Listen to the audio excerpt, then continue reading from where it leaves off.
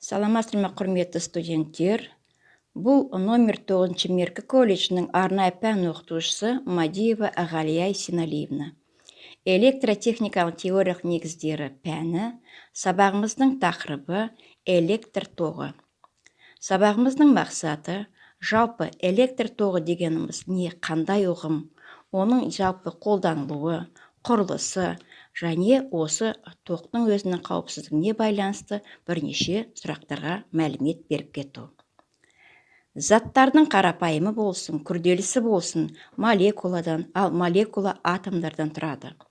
Мыс, алюминий, цинк, қорғасын және тағы да басқа қарапайым заттар сол заттың бірдей атомдарынан тұрады. Бұл мыс молекулалар тоқ мыс электрондарының атомдарының, ал алюминий молекулалар тек алюминий атомдарынан тұрады деген ұғым емес.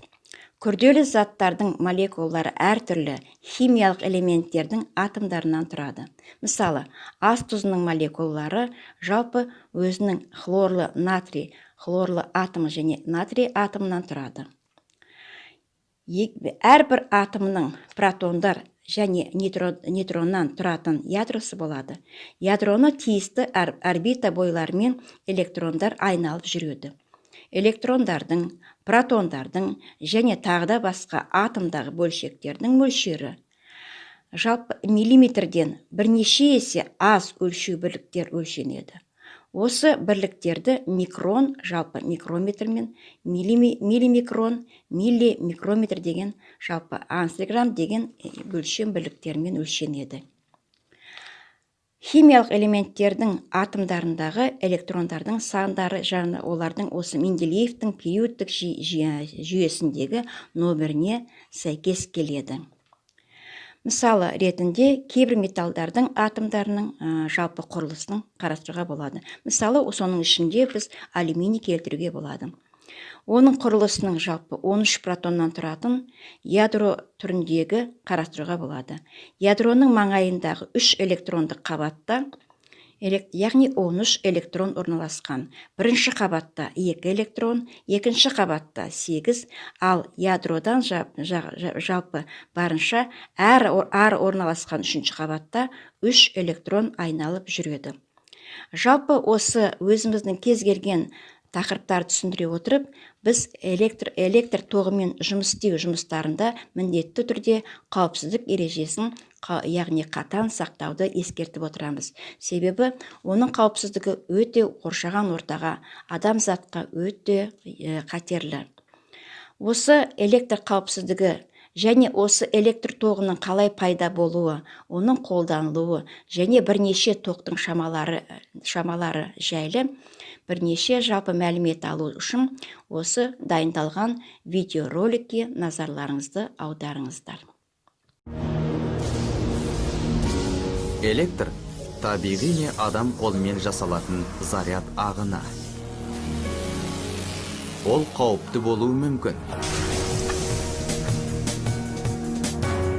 Сөйте тұра өте пайдалы.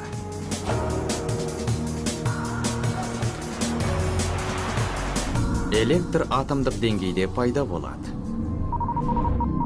Протондардың заряды оң, ал электрондардың заряды теріс. Жалпы электр тек электрондардан тұрады. Электр өткізгішіндегі протондар атом ядросында шоғырланады, ал электрондар еркін қозғалады. Олардың зарядтары бірдей болғандықтан, электрондар бір-бірін кері итереді. Бір электрон қозғалғанда, көршілес орналасқан электрондарды кері итереді. Олар да өз кезегінде басқаларын кері итереді. Электрондар ағынының осы қозғалысы электр тізбегі деп аталады. Электрондар электр тоғын тудыру үшін өткізгіш материал қажет. Мысалы болады: алюминий, алтын және темір. Электрондар өткізгіш бойымен оңай қозғалады. Электрондардың осындай ағыны электр тоғы деп аталады. Электрондардың кез келген нүктедегі энергиясының шамасы кернеу деп аталады. Итеру күші потенциалдар айырымы деп аталады. Бұл екі нүкте арасындағы кернеудің айырымы. Электрон ағынның жылдамдығын тоқ күші дейміз. Ол ампермен өлшенеді.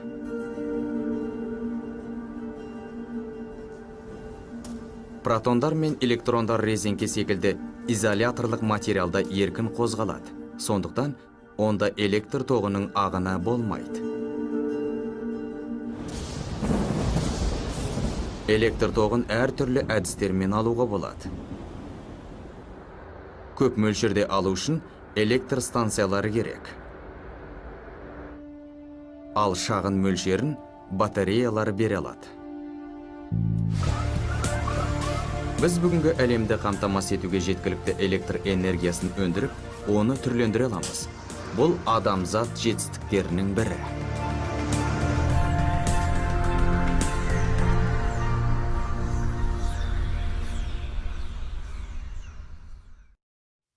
Құрметті студенттер, осымен сабағымыз аяқтала отырып, үйге берілген тапсырманың шартын түсіндіріп кетейін.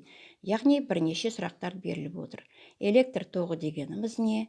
Электр тоғының қауіпсіздігі жайлы, және тоқ күші дегеніміз қандай шама, және оның өлшем бірлігі жайлы сипаттама беріп кету. Сау болыңыздар.